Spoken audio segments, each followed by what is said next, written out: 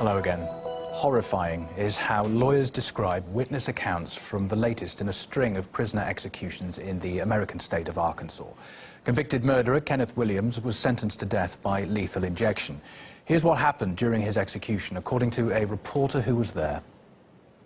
The execution went like so many others did before, the three that were held within the past 8 days, until about 3.5 minutes in when he started convulsing or coughing and trying to come off the table a little bit. It seemed as though he was grasping for air, or some people described it as jerking. He breathed rapidly, breathed heavily through his nose for about 3.5 minutes, when suddenly he lurched forward 15 times in quick succession against the leather strap that was across his chest.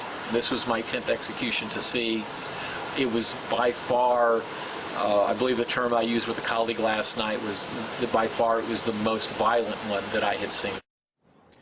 There have been other cases when lethal injections have gone wrong in the US. In 2014, the execution of Clayton Lockett in Oklahoma was described as a bloody mess. He had convulsions for 43 minutes before finally dying. Last year, another death row inmate spent 15 minutes coughing and heaving before he passed away. Now, all those cases have one drug in common, and that's midazolam. It's a highly effective sedative, and it's a key component in the lethal injections. Thing is, the manufacturers repeatedly opposed the use of its drug in executions and has put strict controls in place to make sure that it isn't sold for that purpose. But it was problems with the supply, the remaining supply of midazolam, that prompted Arkansas authorities to hurry up. They sought to carry out as many lethal injections as possible before its stock of the drug expired, and they couldn't get any more. Kenneth Williams was the 4th death row inmate executed in Arkansas in the past 8 days. Ahead of the executions, the state governor insisted there was no need to wait any longer.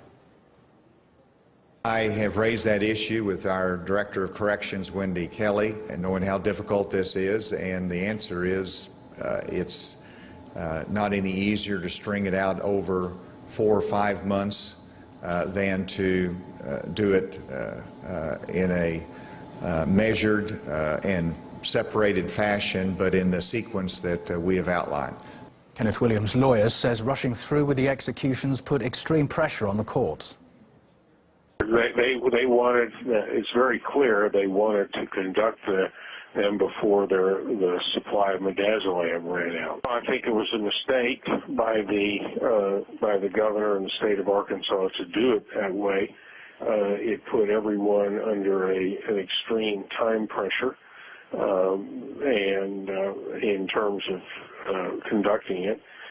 In terms of the courts making the decisions, and that's leaving to the side any defects in the individual cases, of which there were many. The governor insists that everything was carried out legally, despite concerns at the UN, given that there have been no executions in the state since 2005.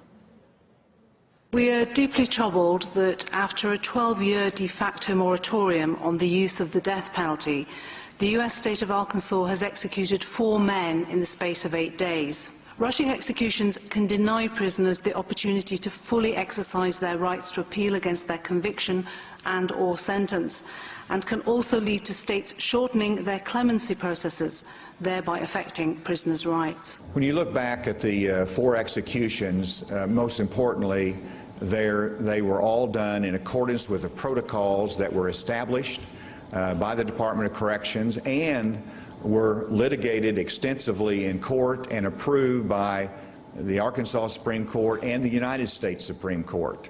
I see no reason for any investigation other than the routine review that is done after every execution.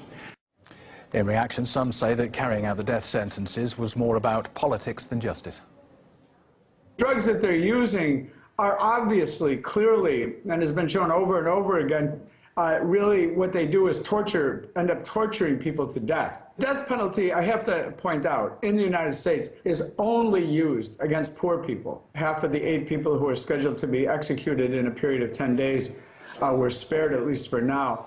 But that had nothing to do with the authorities of the state of Arkansas. They were really bent on carrying out as many executions as possible. He's willing to sacrifice the lives of any number of poor people for his own political ambitions. It seems an extraordinary reason to rush for the execution of prisoners who, in most cases, have been in prison for around a decade. Because it's just really highlighting, I suppose, that some of these arbitrary factors that really often are to do with race, for example, and to do with political convenience, sometimes, for example, to get political kudos, governors of states, ugly political factors that come into the execution of prisoners in the US, and this is the latest version of that.